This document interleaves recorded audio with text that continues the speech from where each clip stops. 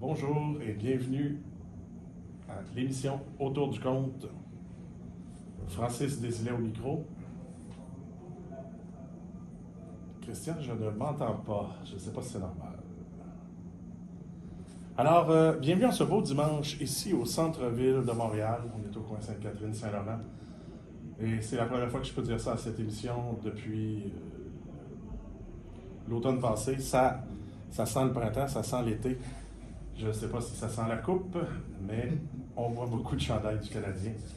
Je reçois aujourd'hui un homme dangereux. On dit de lui qu'il est dangereux parce qu'il nous fait réfléchir. C'est le journal Le Progrès qui avait dit ça, Luigi. Ouais. Conteur musicien dans la lignée des troubadours, un homme qui est ancré dans son histoire, dans sa musique aussi, qui est fort importante dans son parcours. Luigi Rignanez, bienvenue. Et merci. Merci. Bonjour à tout le monde, bonjour Francis, bonjour tout le monde. Bonjour tout le monde. Bonjour à Christian à la console. Alors, Luigi, te voilà parmi nous, toi qui es de Alpes de Provence, Niozelle, de ces coins-là.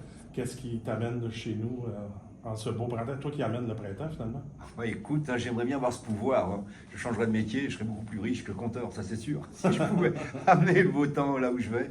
En tous les cas, j'essaye d'amener un peu de lumière et de rigolade, ça c'est sûr. Et qu'est-ce qui m'amène ici? L'amitié. L'amitié? L'amitié, moi l'amitié avec mon ami Jean-Marc Massy. Et on travaille sur un nouveau projet, surtout lui. Surtout lui, mais tu es en accompagnement. Oui, exactement. Ce que tu fais avec plusieurs artistes ou ce que tu as fait avec plusieurs artistes? Non, ce que je fais, je continue de faire Tu ça. continues de faire ça? Ouais. Je transmets. Ouais, Ouais. cet accompagnement-là, il est important pour toi?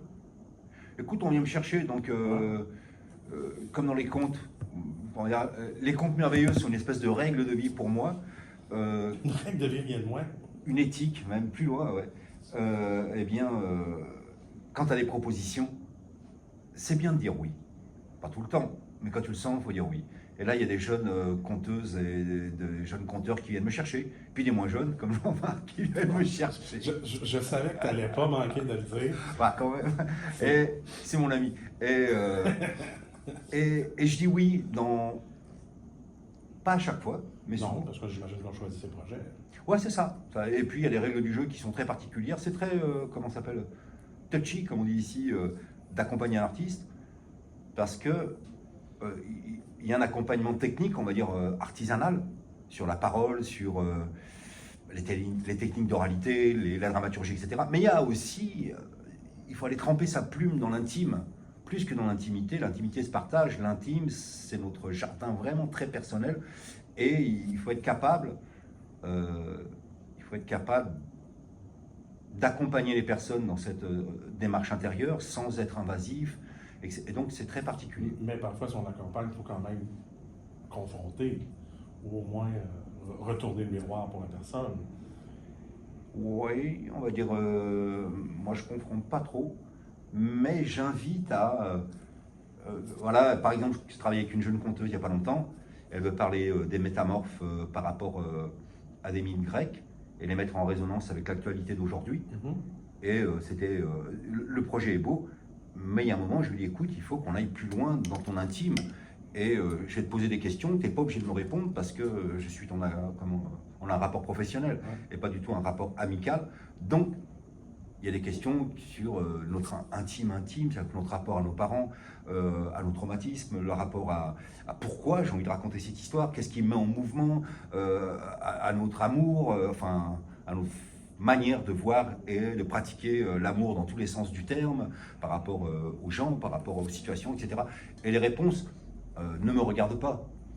Donc, c'est un équilibre, dire, voilà, il faut que tu ailles creuser. Sinon, ton histoire, elle ne résonne pas, parce que les mots, c'est particulier. En musique, par exemple, il y a eu des travaux faits par le docteur Tomatis, il y a déjà un bon bout de temps, dans les années 60, où il soignait les gens en leur faisant écouter de la musique classique, principalement, légèrement trafiquée, pour que l'oreille droite, l'oreille gauche travaillent d'une certaine manière, et lui mettait en avant les harmoniques du son. Donc, quand tu as l'harmonique d'un son, je peux le faire là comme ça, c'est ce qu'on appelle le chant diphonique, où sur une note, ça fait... Bon, les petits sons aigus que vous entendez, ils sont dans ma voix en permanence, dans la voix de tout le monde. Mais Dans tous les sons, presque. ouais, c'est ça. Et le docteur Tomatis explique que ce sont ces sons presque inaudibles, et même ceux qu'on n'entend pas, les fréquences, qui nous font vraiment du bien et qui font que la musique est un puissant médicament, on va dire. Qui nous font vibrer. Exactement. De la bonne façon. Et sur les mots, c'est la même histoire. C'est-à-dire quand on emploie un mot, dedans, il y a toute une harmonique de sens, surtout les symboles. Et si on veut faire sonner les mots, on n'a pas le choix que d'aller dans notre intime, parce qu'on est tous des êtres humains. Et quand on fait sonner les mots sur notre intime, eh bien, ça résonne dans l'intime de l'autre, à des endroits qui nous échappent. Mais du coup, on ne peut pas faire l'économie de creuser tout ça quand on écrit une nouvelle histoire. Donc, être obligé de mettre ses tripes sur la table, au moins, Oui. d'aller chercher à l'intérieur ce qu'il y a. Ouais, son cœur à nu, tout ça, ouais. Et toi qui as un nombre impressionnant de spectacles à ton actif, je vais te le dire, de tous les invités que j'ai reçus ici, jamais j'en avais vu un avec autant de spectacles. Mais pourtant, j'ai vraiment fait tout ça. Même moi, ça m'effraie. C'est vrai? Écoute, cet homme-là a tellement de spectacles à son actif et est tellement confiant d'en sortir d'autres que sur son site internet, il y a un onglet qui est écrit « Création de l'année ». Puisque ça se renouvelle sans cesse. D'ailleurs, je t'ai connu, tu voulais un spectacle et tu en préparais un autre, et là je vois que tu en prépares encore un nouveau. Deux, trois autres. Comme ça. Ouais. C'est une boulimie de création? C'est besoin de toujours bouger ou la peur du vide peut-être? Un peu de tout ça. Un peu de tout ça? Ouais, c'est-à-dire on est ce qu'on est par rapport à un parcours de vie. Ouais. Et comme dans les histoires, on est le héros, on va dire, de notre destinée quelque part, Ouais, même s'il y a beaucoup de choses qui nous échappent. Et voilà, moi j'ai des angoisses fondamentales qui sont liées par rapport au miracle d'être en vie et d'être pas mort, parce que voilà. Tous les matins est un miracle, donc. Tous les matins est un miracle, chaque instant est une bénédiction si on enlève tout le sens religieux de ces termes, mais on les prend littéralement de manière laïque. Oui, c'est un miracle. Donc par rapport à ça, j'ai une envie de faire. Moi je pratique la théorie du faire, et c'est dans l'action qu'on se révèle face à l'obstacle, comme disait Bachung, qu'on écoutera peut-être tout à l'heure. Eh bien, ouais, j'ai envie de raconter des histoires, je le fais, ça me permet de travailler avec mes amis, comme avec Jean-Marc, avec mes amis musiciens, avec oui, parce que t'es rarement seul en scène, hein? T'es beaucoup entouré. Oui, j'adore faire des contes musicaux, des contes-concerts, voilà, ça me plaît. Comme les troubadours, voilà. Ma question de départ, c'est si les troubadours, les djungouliers, les jongleurs de mots, les saltimbancos, ceux qui sautent sur le banc pour raconter des histoires au public, avaient continué une filiation orale qui s'est interrompue en Europe, tout du moins avec la Première et la Deuxième Guerre mondiale, eh bien, si cette tradition a perduré, aujourd'hui, il y aurait des conteurs qui raconteraient avec des gros orchestres de rock, de jazz, symphonique, etc. Et pourtant j'ai déjà vu ça, quelqu'un raconter qu'un orchestre un peu rock, mais... Oui, moi aussi, je le connais bien. C'est mon ami Jean-Marc qui avait fait trois magnifiques spectacles, Les Hommes Assis, Contenroll, je crois que c'était ça le théâtre. Oui, et on s'est beaucoup auto-stimulé, on va dire, tous les deux. Oui, ça fait longtemps, vous. Hein, oui, on se connaît depuis 25 ans.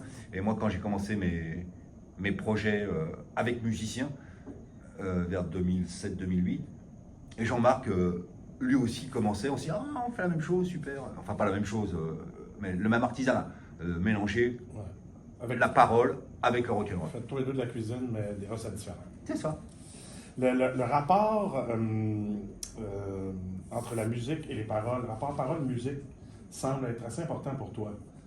Qu'est-ce qui est le plus important? Parce que je dois le dire, on a déjà eu un événement ensemble, puis je t'avais demandé de les raconter sans instrument, puis tu n'avais pas aimé ça. Non.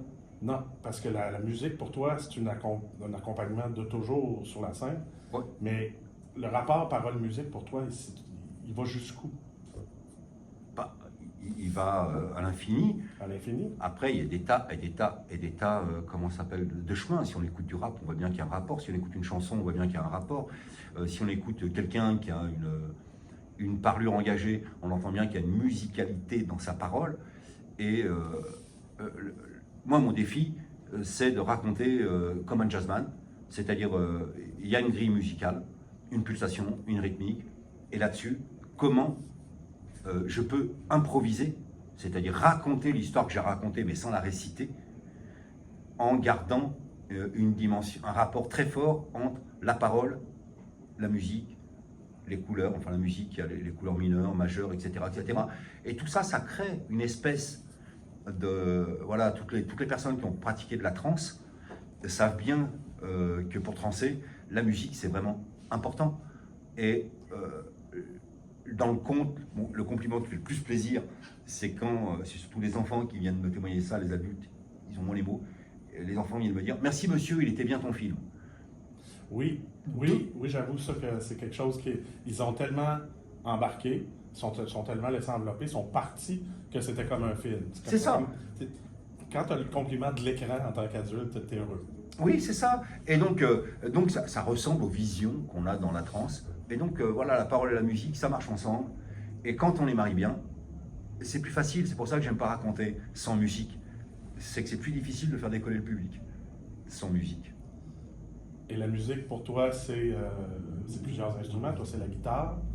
Le tambourin, là, que j'en avais un petit... Oui, qu'on a peut-être un peu entendu teinter. On peut le faire ensemble. Regardez, ça, c'est un tout petit tambourin qui fait 20 cm de diamètre. Même pas un pied. C'est une petite peau... Quelle adaptation? Une petite peau de synthétique qui permet de supporter tous les degrés d'humidité. Et les petites sonnailles. Les sonnailles, c'est le chaos. La peau, c'est une peau de chèvre normalement qui est morte. Et donc la chèvre morte chante pour les vivants. Et là, avec ce tambourel del sud de l'Italia, on peut commencer à raconter des histoires, emmener le public dans des univers particuliers. Voilà. J'ai été agréablement surpris par un des thèmes que tu m'as pointé. Je dis agréablement surpris parce que ça manque pas d'air et j'aime ça. Tu voulais qu'on discute de l'avantage du conte sur les autres arts de la scène. Oh oui! L'avantage, donc un peu au-dessus. Non, on peut le voir comme ça. S'il prend l'avantage. Oui, moi je le verrais plutôt comme une complémentarité, c'est-à-dire que tous les arts de la scène, du spectacle vivant, ont des avantages par rapport aux autres. Voilà, si on prend la musique, un concert, ça rassemble le monde. On peut être 10 000, 100 000, on peut être beaucoup, ou 4 ou 5, et vivre une expérience commune, vraiment forte, sur des émotions partagées, des envies de bouger corporellement. Et dans un même lieu. Et dans un même lieu. Être sorti de son... Ouais, c'est ça. Sortir de ses soucis, confort. De son quotidien, et voilà. La danse, si on s'intéresse à la neurobiologie d'aujourd'hui, va activer, un spectacle de danse contemporaine va activer les neurones miroirs, et ce qui nous permet de danser avec les artistes et d'avoir un rapport à notre corps qui est complètement différent et de vivre des émotions qui ne sont pas les mêmes qu'en musique, même si ça ressemble évidemment. Si on écoute du théâtre classique, du théâtre contemporain, tous les arts de la scène ont des avantages. Le conte, aujourd'hui dans nos sociétés où on a des imaginaires qui sont saturés d'images. Et d'instantanéité. Exactement. Où c'est difficile de faire sens en toutes les images qu'on voit. Et on sait bien aussi par les dernières études neurologiques qu'on pense en image. On croit penser en mots, mais en réalité un mot c'est une image, c'est aussi un symbole. Ben, il y a juste à penser quand on rêve. Exactement. Tout ça est une pensée orchestrée en image. Et une pensée symbolique. Bah, voilà. Les contes merveilleux et les autres histoires qu'on raconte juste à l'oral avec ou sans musique, eh bien, ça a la particularité, comme on l'a dit tout à l'heure, de stimuler nos imaginaires, de les entraîner, d'ouvrir des nouvelles portes où on n'a pas d'image imposée, contrairement au cinéma, aux écrans, c'est des images suggérées, où on dit « il était une fois une princesse », il était une fois un prince. On s'imagine toute notre... Chacun, exactement. Et tout ça stimule nos imaginaires saturés et ça les régénère et ça leur fait du bien. Et il y a une simplicité totale dans le conte aussi comme avantage qui fait que le boucher du coin, le maçon, l'ouvrier, le docteur en université, quel que soit notre bagage intellectuelle, quelle que soit notre expérience de vie plutôt, eh bien, les contes nous touchent. On n'a pas besoin de connaître Shakespeare et le Bauhaus pour apprécier un spectacle de contes. C'est tellement simple. Parlant de bonne histoire, on va s'arrêter quelques instants pour écouter une chanson que tu as choisie. Ouais, La nuit, je mens d'Alain Bachung, s'il y en a un qui sait raconter, ouais, c'est lui. avec plein de beaux mots. Avec la musique, il est fort. Christian. Quelle magnifique chanson. Magnifique. On se la réécoute une... Non, c'est pas vrai. On va se contenter plutôt de continuer cette émission. Même pas se contenter, on va y aller Allez, on y va. avec grand bonheur. Et ce serait le moment, Luigi, où je te cède le micro pour chanson, musique, conte. En fait, l'espace est à toi pour les 5 prochaines minutes. Ok, 5 minutes. Moi, je suis pas très fort en histoire courte. Je suis pas très bon Moi non plus. formaté. Moi non plus, mais je le demande à tous mes invités à chaque fois. Ben, je sais bien que tu me l'as demandé. Hein. Alors, qu'est-ce que je peux... Ah, je vais raconter une histoire que j'aime bien, avec mon petit tambour. Il était une fois, il y a bien longtemps, dans un village, un enfant qui grandit parmi les siens et chaque soir, il entend les anciens, les anciennes dire « Ah, la vérité, elle est jeune, belle et désirable. » Lui, il écoute ça lui met une graine dans le cœur. Et quand il devient un jeune homme, il dit à ses parents, à ses voisins, ses amis, « Je pars, je veux rencontrer la vérité, jeune, belle et désirable. » Ils m'ont fou. Vas-y, et il part. Le pied, double pied, le chemin est avalé. Passo dopo passo, il cammino è fatto. Il vit bien des aventures que je vous nous raconterai pas aujourd'hui parce que 5 minutes, c'est 5 minutes. Et finalement, après bien des années, il arrive au sommet d'une montagne. Et là, au sommet de cette montagne, il y a une cabane, une cheminée, de la fumée. Il y a quelqu'un, alors il grimpe. Il avance. Et quand il arrive au sommet, il voit la petite cabane. Il y a une source d'eau fraîche qui coule, un verger, un potager, des herbes médicinales. Il sent que c'est là, alors il s'arrête devant la porte et il appelle « Madame, la vérité ?» Et de l'intérieur de la cabane, il entend une voix lui dire « Oui, oui, j'arrive. » Et la vérité sort de chez elle. Et la vérité, elle est plus vieille que le monde. Et le jeune homme, quand il la voit, il est désemparé. Il tombe assis. Mais la vérité, elle sait tellement de choses qu'elle a préparé un thé, des petits gâteaux qu'elle a fait elle-même. Elle met tout ça sur la table à côté de ce jeune homme découragé. Et puis il partage. Il commence à parler. Et il parle comme ça pendant une semaine, jour et nuit. De temps en temps, il se repose, mais il n'arrive pas bien à dormir. Il a tellement envie de parler avec cette dame. Et quand il parle avec elle, il se rend bien compte que oui, elle est très vieille, mais qu'elle est jeune d'esprit, qu'elle est désirable de savoir et qu'elle est belle de l'intérieur, une lumière incroyable. Et au bout de ces 7 jours et 7 nuits, il faut qu'il rentre chez lui. Et il embrasse la vérité, il lui dit merci de tout ce qu'elle lui a appris. Il fait 10 mètres, il se retourne, il regarde la vieille dame, il dit « Madame, la vérité, mais quand on va rentrer, on va me demander si je vous ai rencontré. » Je vais dire « Oui. » Et on va me demander comment vous êtes.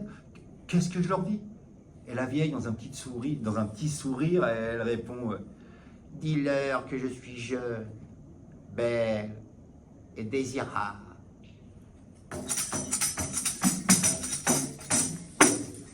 Et voilà. Merci.